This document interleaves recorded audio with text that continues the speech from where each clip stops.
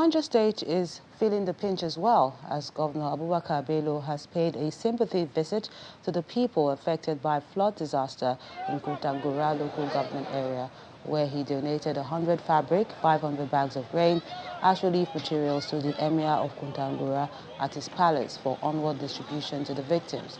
Governor Bello has directed the Ministry of Environment to collaborate with relevant ministries and the local government council to demolish all structures built on waterways. With the heavy downpour, we had so many houses destroyed and loss of lives. I have drawn their attention on the need to move away from river line. But in the meantime, what we have to do is to provide for some relief package to victims and families. On the technical side, we have to find a way to expand the river to the silting so that there will be free flow of water when it rains. A lot of them were actually paid compensation to this, and they refused. So we're just going to go ahead and bring down the houses along the water line. Let's get more perspective on the magnitude of the flooding in Niger State. Joining us on the program is the Commissioner for Environment, Mr. Daniel Galadima. A pleasure having you with us. Thank you. Reports say NEMA had called on some communities in the local government to start relocating to higher ground. So it would seem that the threat for high water level rainfall was real. Could the state government have waded in to relocate the residents before this disaster? Yeah, you know, the government has actually, before now, people, based on people's attitude and behavior, the government has before now directed the people to relocate to higher ground. For about 2-3 years now, there have been threats like that, but not to this extent. And we have drawn the attention of the community's residents along the flood channels that they should try to locate, and government has made provision for them at the upper level to relocate to such areas. But behaviors of people, character of people, and our reluctance to issues of change, the people. So today they have experienced the challenge that the government has been running away from, and today it was very, very terrible. Children, they have gotten lost. We have a number of affected people, about 237 people were affected. So this has been the challenge all along.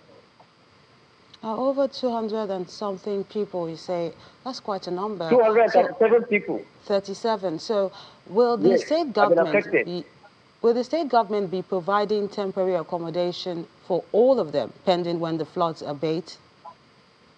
Yeah, what we do is not only the state government, including the Emirates, has also made succor and provision for the affected people to hang somewhere. And the materials that the government has provided as assistance has gone a long way to cushion the effect of the disaster among the people.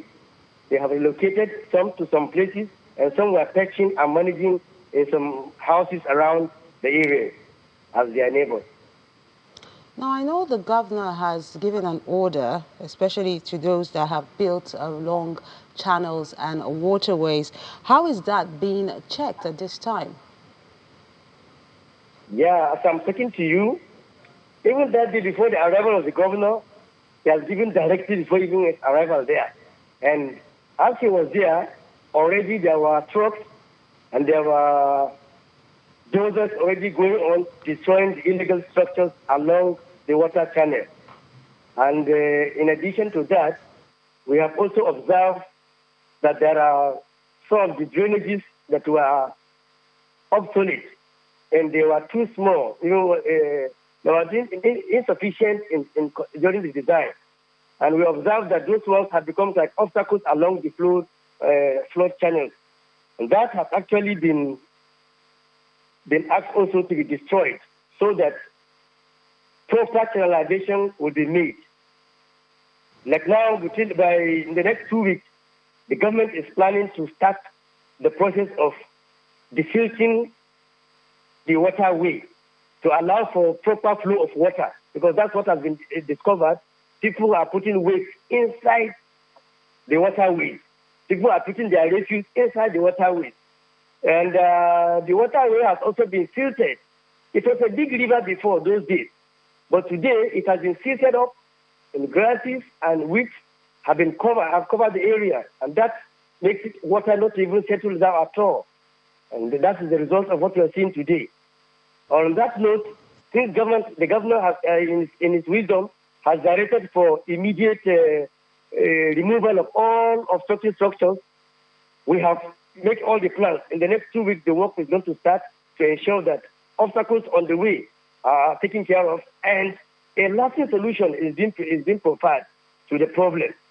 The design is already on the way to ensure that a holistic solution is being provided to safeguard the people of Kontagora against future occurrence. The Commissioner for Environment in Niger State, Daniel Galadima, a pleasure sharing your thoughts with us on the program. Thank you so much. I appreciate it. Thank you.